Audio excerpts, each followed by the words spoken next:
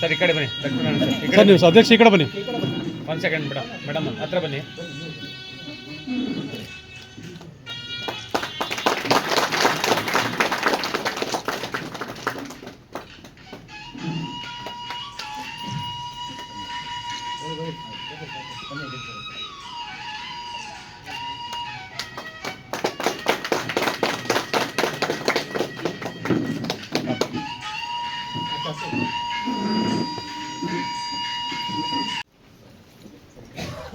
Sir ಕೊಡಿ madam, ಎಲ್ಲ ತೊಗೊಡಿ ಒಂದು ಸ್ವಲ್ಪ.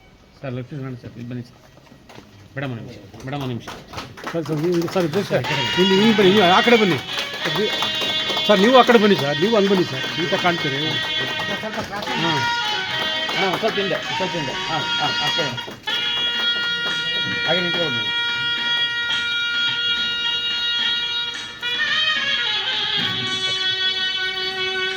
ಆಯ್ತಾ.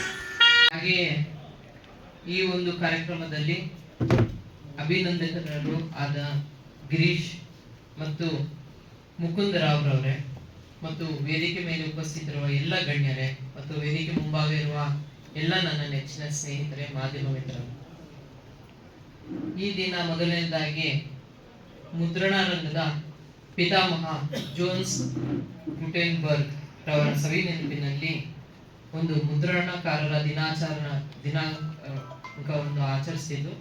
ಈ ಒಂದು ದಿನಾಚರಣೆಗೆ ನಮಗೆಲ್ಲರಿಗೂ ಶುಭ ಕೋರ್ತೀನಿ. ಈಗ ತಾನೇ ನಮ್ಮ ಆಫೀಸಲ್ಲಿ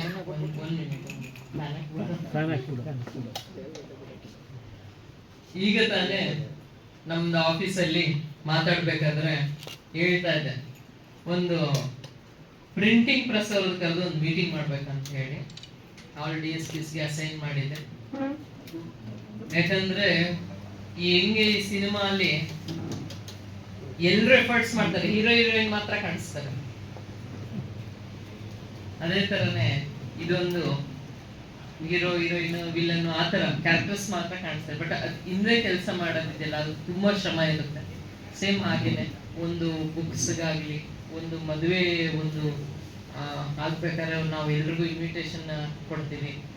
ಇನ್ವಿಟೇಷನ್ ಮಾಡೋದಾಗ್ಲಿ ಪ್ರತಿಯೊಂದನ್ನು ಒಂದು ಮುದ್ರಣಕಾರರು ಮಾಡ್ತಾರೆ. ಅದರಿಂದ ಯಾರಿದ್ದಾರೆ ಅವ್ರು ಯಾವತ್ತೂ ಅಲ್ಲೇನೋ ಒಂದು ಲೈನ್ ಹಾಕಲ್ಲ, ಇಂಥ ಮುದ್ರಣಕಾರರ ಮಾಡಿದ್ದಾರೆ ಇದನ್ನ ಅಂತ ಹೇಳಿ ಡಿಸೈನ್ ನೋಡ್ತೀವಿ ಅಷ್ಟೇ, ಇನ್ವಿಟೇಷನ್ ಡಿಸೈನ್ ನೋಡ್ತೀವಿ. ಯಾಕೆ ನಿಮ್ದೆಲ್ಲ ಮೀಟಿಂಗ್ ಮಾಡ್ಬೇಕಂದ್ರೆ ಯಾವುದೇ ಒಂದು ಶಾಂತಿಗೆ ಭಂಗವಾಗುವಂಥದ್ದು ಯಾವುದಾದ್ರೂ ಮುದ್ರಣಕ್ಕೆ ಯಾರಾದ್ರೂ ಆರ್ಡರ್ ಕೊಟ್ರೆ ಅಂಥದ್ದು ಮುಂಚಿತವಾಗಿ ನಮಗೆ ಒಂದು ಮಾತು ತಿಳಿಸಬೇಕು ಅನ್ನೋ ಒಂದು ಉದ್ದೇಶದಿಂದ ಈ ಮೂಲಕ ನಾನು ಕೇಳ್ಕೊಳ್ತೀನಿ. ಇದನ್ನೇ ನಾನು DSP ಅವ್ರಿಗೆ ಹೇಳಿದ್ದೆ. ಇದೇ ಒಂದು ವೇದಿಕೆಯಲ್ಲಿ ಅದೃಷ್ಟ ಅನ್ಸುತ್ತೆ, ಎಲ್ಲರೂ ಸಿಕ್ಬಿಟ್ಟಿದ್ದೀರಾ. ಈಗ ತಾನೇ ನಾನು ಒಂದು ಮೀಟಿಂಗ್ ಮಾತಾಡ್ಕೊಂಡು ಬರ್ತಾ ಇದ್ದೆ, ಒಂದು ಕೋಆರ್ಡಿನೇಷನ್ ಮೀಟಿಂಗ್ ಅಲ್ಲಿ. ಸೊ ಈ ಮೂಲಕ ಇದನ್ನ ಕೋರ್ಕೊಳ್ತೀನಿ. ಎಷ್ಟೊಂದು ಕ್ರೈಮ್ಸ್ ಏನಿದೆ ಅದನ್ನ ನಿಮ್ಮಿಂದಲೂ ಸಹ ಪ್ರಿವೆಂಟ್ ಮಾಡಬಹುದು. ಕೆಲವೊಂದು ಎಕ್ಸಾಮ್ಸ್ ನಡೀತಿರ್ತಾರೆ, ಈ ಮೈಕ್ರೋ ಜೆರಾಕ್ಸ್ ಬಂದ್ಬಿಡ್ತಾರೆ ಮೈಕ್ರೋ ಪ್ರಿಂಟಿಂಗ್ಗೆ, ಕರೆಕ್ಟ್ ಅಲ್ಲ? ಅದು ಬಂದ್ರೂ ನಿಮ್ಗೆ ಗೊತ್ತಾಗುತ್ತೆ, ಐದರ್ ಜೆರಾಕ್ಸ್ ಅಂಡ್ ಡೀಲ್ ಆಗುತ್ತೆ ಅದು, ಅಥವಾ ಸ್ಮಾಲ್ ಇದರಲ್ಲಿ ಪ್ರಿಂಟ್ ಮಾಡಿಸ್ಲಿಕ್ಕೆ ಬರ್ಬೋದು, ಡಿಜಿಟಲ್. ಸೊ ಅಂತ ಒಂದು ಇನ್ಫಾರ್ಮೇಶನ್ ಹೇಳಿದ್ರೆ ಒಂದು ವಿದ್ಯಾರ್ಥಿ ಕಾಪಿ ಹೊಡೆದು ಪಾಸ್ ಆಗದೆ ಒಂದು ಜಿನೈನ್ ಪಾಸ್ ಆಗ್ತಾರಲ್ಲ, ಅವ್ರಿಗೆ ಹೆಲ್ಪ್ಫುಲ್ ಆಗುತ್ತೆ.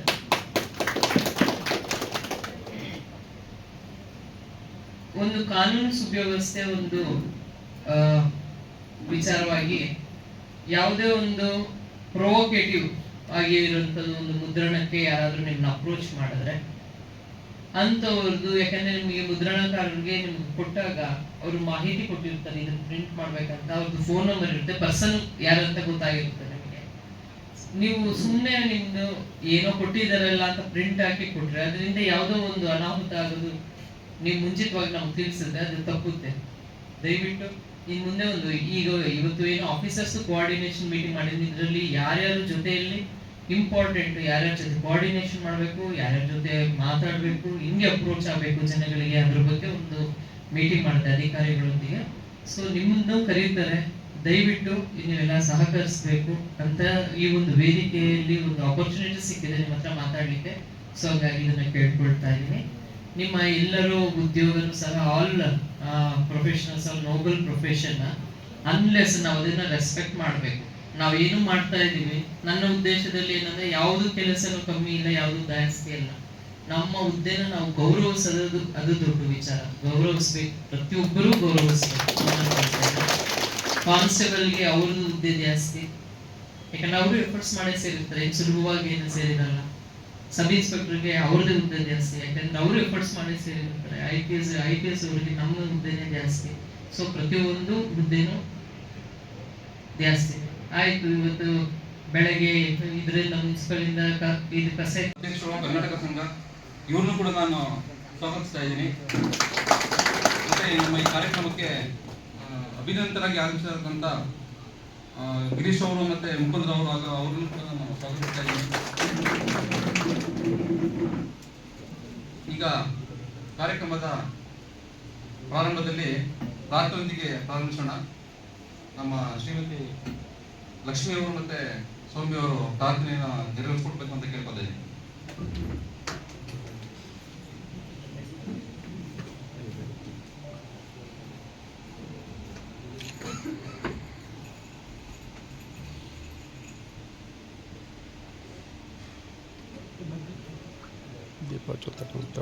ಒಂದು ಪರಿಸ್ಥಿತಿ ಮತ್ತೆ ನಾವು ಕಾನೂನು ಸುವ್ಯವಸ್ಥೆಯಲ್ಲಿ ಕೆಲಸ ಮಾಡಬೇಕು ಅಂತಕ್ಕಂಥದ್ದು ಎಲ್ಲವನ್ನು ಸುವಿರವಾಗಿ ತಿಳಿಸ್ಕೊಟ್ಟಂತ ಮೇಡಮ್ ಶೋಭಾರಾಣಿ ಅವರಿಗೆ ಧನ್ಯವಾದಗಳು. ಆತ್ಮೀಯ ಎಲ್ಲ ಮುದ್ರಣ ಮಿತ್ರರೇ, ಮಂಡ್ಯ ಜಿಲ್ಲಾ ಮುದ್ರಣಾಕಾರರ ಸಂಘ ಮಂಡ್ಯ ಜಿಲ್ಲೆ ಮಂಡ್ಯ ಮುದ್ರಣ ರಂಗದ ಪಿತಾಮಹ ಜಹಾನ್ ಹುಟೇನ್ ಬಲ್ಗ್ರವರ ಮುದ್ರಣಾಕಾರರ ದಿನಾಚರಣೆ 2026 ದಿನಾಂಕ 24/2/2026 ಮಂಗಳವಾರ ಕರ್ನಾಟಕ ಸಂಘರಿ ಸರ್ವಮೆ ಕ್ರೀಡಾಂಗಣ ಮಂಡ್ಯ ಶ್ರೀ ಎಂ ಗಿರೀಶ್ ಮೇಲ್ವಿಚಾರಕರು ಕಸ್ತೂರಿಬಾ ಗಾಂಧಿ ವೃದ್ಧ ಸೇವಾಶ್ರಮ ಅರಕೆರೆ ಶ್ರೀರಂಗಪಟ್ಟಣ ತಾಲೂಕು ಇವರಿಗೆ ಅರ್ಪಿಸಿದ ಅಭಿನಂದನಾ. ಮಂಡ್ಯ ಜಿಲ್ಲೆ ಶ್ರೀರಂಗಪಟ್ಟಣ ತಾಲೂಕು ಅರಕೆರೆ ಗ್ರಾಮದ ಶ್ರೀಮತಿ ಸಣ್ಣಮ್ಮ ಮತ್ತು ಶ್ರೀ ಮಾದೇಗೌಡ ಇವರ 3ನೇ ಪುತ್ರನಾದ ಶ್ರೀ ಎಂ ಗಿರೀಶ್ ಅವರು ದಿನಾಂಕ 9/11/1964 ಅರಕೆರೆ ಗ್ರಾಮದಲ್ಲಿ ಜನಿಸಿದ ಇವರು ಪ್ರಾಥಮಿಕ ಹಾಗೂ ಮಾಧ್ಯಮಿಕ ಶಿಕ್ಷಣವನ್ನು ಅರಕೆರೆ ಸರ್ಕಾರಿ ಶಾಲೆಯಲ್ಲಿ ಮತ್ತು ಪ್ರೌಢ ಶಿಕ್ಷಣವನ್ನು ಮಂಡ್ಯ ನಗರದ ಗೀತಾ ಪ್ರೌಢಶಾಲೆಯಲ್ಲಿ ಮುಗಿಸಿ ನಂತರ ಜೆಒಸಿ ಅಗ್ರಿಕಲ್ಚರ್ ಶಿಕ್ಷಣವನ್ನು ಮಂಡ್ಯ ಇಲ್ಲಿ ಮುಗಿಸಿದರು. ಜೀವನೋಪಾಯಕ್ಕಾಗಿ ಮುದ್ರಣ ಕೆಲಸ ಕಲಿತು ನುರಿತ ಕೆಲಸಗಾರರಾದರು. ಸ್ವಂತ ಉದ್ಯಮವನ್ನು ನಡೆಸಬೇಕೆಂಬ ಮಹದಾಸೆಯಿಂದ 1989ರಲ್ಲಿ ಮಂಡ್ಯ ನಗರದಲ್ಲಿ ಶಿವಗಿರಿ ಪೆಟ್ಲರ್ಸ್ ಮುದ್ರಣ ಘಟಕವನ್ನು ತೆರೆದು ಹಲವರಿಗೆ ಮುದ್ರಣ ಉದ್ಯಮವನ್ನು ಹಲವಾರು ವರ್ಷಗಳ ಕಾಲ ಬರುತ್ತಿದ್ದು ಅನಿವಾರ್ಯ ಕಾರಣಗಳಿಂದ ಉದ್ಯಮವನ್ನು ಮುಂದುವರಿಸಲು ಸಾಧ್ಯವಾಗದ ಕಾರಣ ಸ್ಥಗಿತಗೊಳಿಸಿದ ನಂತರ ತಮ್ಮ ಮಕ್ಕಳಿಂದ ತುಳಿತಕ್ಕೊಳಗಾಗಿ ಅನಾಥರಾದ ವೃದ್ಧರಿಗೆ ಆಶ್ರಯ ನೀಡುವ ಮಹದಾಸೆಯಿಂದ ಅರಕೆರೆ ಗ್ರಾಮದಲ್ಲಿ ಕಸ್ತೂರಿಬಾ ಗಾಂಧಿ ವೃದ್ಧ ಸೇವಾಶ್ರಮದಲ್ಲಿ ಮೇಲ್ವಿಚಾರಕರಾಗಿ ಅವರಿಗೆ ಊಟ, ವಸತಿ, ಬಟ್ಟೆ ಮತ್ತು ಆರೋಗ್ಯವನ್ನು ಉಚಿತವಾಗಿ ಒದಗಿಸಿ ಇವರನ್ನು ತಮ್ಮ ತಂದೆ ತಾಯಿ ಕುಟುಂಬದವರಂತೆ ಇವರಿಗೆ ಸೇವೆ ಮಾಡಿಕೊಂಡು ಬರುತ್ತಿರುತ್ತಾರೆ. ಆದ್ದರಿಂದ ಇವರಿಗೆ ದೇವರು ಆರೋಗ್ಯ, ಆಯಸ್ಸು ಮತ್ತು ಕೀರ್ತಿ ಲಭಿಸಲೆಂದು ದೇವರಲ್ಲಿ ಪ್ರಾರ್ಥಿಸುತ್ತಾ ಇಂತಹ ಅತ್ಯಮೂಲ್ಯ ಸೇವೆಯನ್ನು ಸಮಾಜಕ್ಕೆ ನೀಡುತ್ತಿರುವ ಇವರನ್ನು ಗುರುತಿಸಿ ಮಂಡ್ಯ ಜಿಲ್ಲಾ ಮುದ್ರಣಾಕಾರರ ಸಂಘದ ವತಿಯಿಂದ ಈ ದಿನ ಗೌರವಿಸಲಾಯಿತು. ಹುಲ್ಲಾಗು ಬೆಟ್ಟದಲ್ಲಿ ಮನೆಗೆ ಮಲ್ಲಿಗೆ ಹಾಗೂ ಹುಲ್ಲಾಗು ಕಷ್ಟಗಳ ಮನೆಯ ವಿಜಯಿಸಿರಿಗೆ ಎಲ್ಲ ಸಕ್ಕರೆ ಹಾಗೂ ದೀನ ದುರ್ಬಲರಿಗೆ ಎಲ್ಲರೂ ಒಂದಾಗುವ ಮಂಕುತಿಮ್ಮ ಸಾಕು ಒಬ್ಬರು ಕೇಳಿ ತಿಳಿಸಿ ಕೇಳಿ ಅದೆಲ್ಲ ಅದಿತಿ ಕೂರಿಸ್ಬಿಟ್ಟು ಹಾಗೂ ಕಾರ್ಯಕಾರಿ ಮಂಡಳಿ ಅಧ್ಯಕ್ಷ ಕೂರಿಸ್ಬಿಡಿ ಮಾತಾಡ್ಕೊಳ್ಳಿ.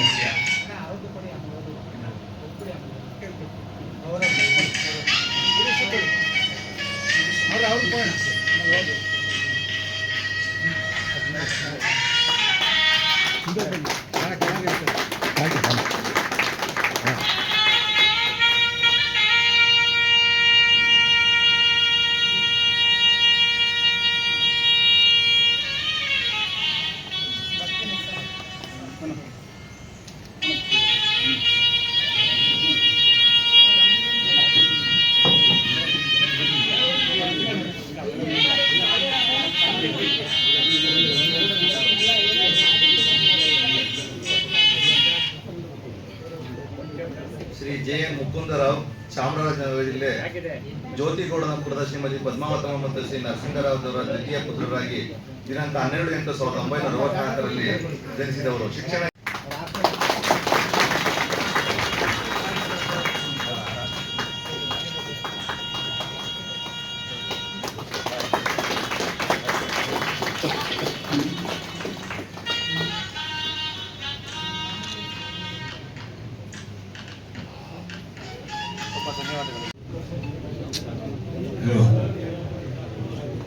ದಯಮಾಡಿ ಇವರೇ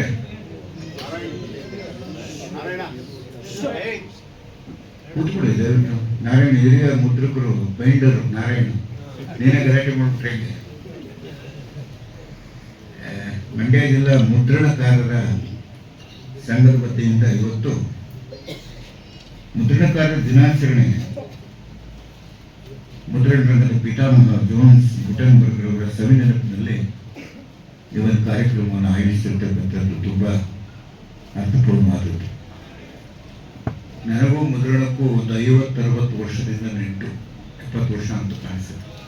ನಾನು 78ರ ವಯೋಮಾನದಲ್ಲಿದ್ದೀನಿ. ಬಹುಶಃ 1966ರಿಂದ ಈವರೆಗೂ ಕೂಡ ನಿಕಟವಾಗಿರ್ತಕ್ಕಂಥ ಸಂಪರ್ಕವನ್ನು ಮುದ್ರಣ ಜೊತೆಯಲ್ಲಿ ಇಟ್ಕೊಂಡಿದ್ದೀನಿ. ಕಾರಣ ಏನು ಅಂದರೆ, ನಾನು ಸಂಘ ಸಂಸ್ಥೆಯಲ್ಲಿ ಕೆಲಸ ಮಾಡ್ತಾ ಇರೋದ್ರಿಂದ ಅನಿವಾರ್ಯವಾಗಿ ಆಹ್ವಾನ ಪತ್ರಿಕೆಗಳನ್ನು, ಪುಸ್ತಕಗಳನ್ನು ಮುದ್ರಿಸಬೇಕಾಗ್ಬಾರ್ದು. ಅಂಥ ಸಂದರ್ಭದಲ್ಲಿ ಮುದ್ರಣಕಾರರ ಜೊತೆಯಲ್ಲಿ ನಾನು ಕೆಲಸ ಮಾಡಬೇಕಾದಂಥ, ಇತ್ತೀಚಿನ ದಿನಗಳಲ್ಲಿ ಕಂಪ್ಯೂಟರ್ ಆಪರೇಟರ್ಸ್ ಜೊತೆ ಕೆಲಸ ಮಾಡ್ತಕ್ಕಂಥ, ವೈದ್ಯರ ಜೊತೆಯಲ್ಲಿ ಚರ್ಚೆ ಮಾಡ್ತಕ್ಕಂಥ, ಅನೇಕ ಪ್ರೆಸ್ಗಳನ್ನು ನೋಡ್ತಕ್ಕಂಥ ಎಲ್ಲ ಅನುಭವಗಳನ್ನು ಇವತ್ತು ಪಡ್ಕೊಂಡಿದೆ. ಸ್ನೇಹಿತರೆ, ಇವತ್ತು ಸಂಘವನ್ನು ಮಾಡಿಕೊಂಡಿರ್ತಕ್ಕಂಥದ್ದು ಕೂಡ ಒಳ್ಳೆಯದೇ.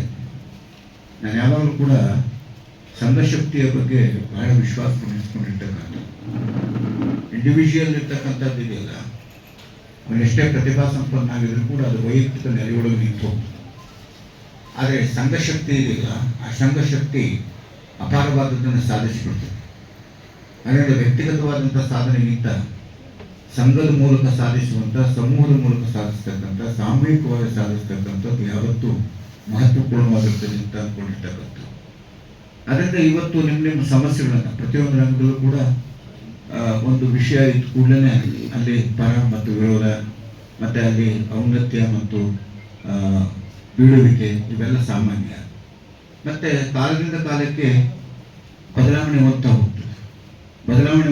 ಬದಲಾವಣೆಯನ್ನು ಹೊಂದೋದೇ ಒಂದು ಪ್ರಗತಿಯ ಸಂಕೇತ ಅಂತ.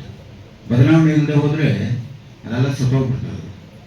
ಯಾವುದು ಬದಲಾವಣೆಗೆ ಹೊಂದ್ಕೊಳ್ಳೋದಕ್ಕೆ ಸಾಧ್ಯ ಇಲ್ಲ ಹೋದ್ರೆ ಪಾಸಿಲ್ ಆಗ್ಬಿಡ್ತದೆ, ಪಳೆಯುಳಿಕೆ ಆಗ್ಬಿಡ್ತದೆ.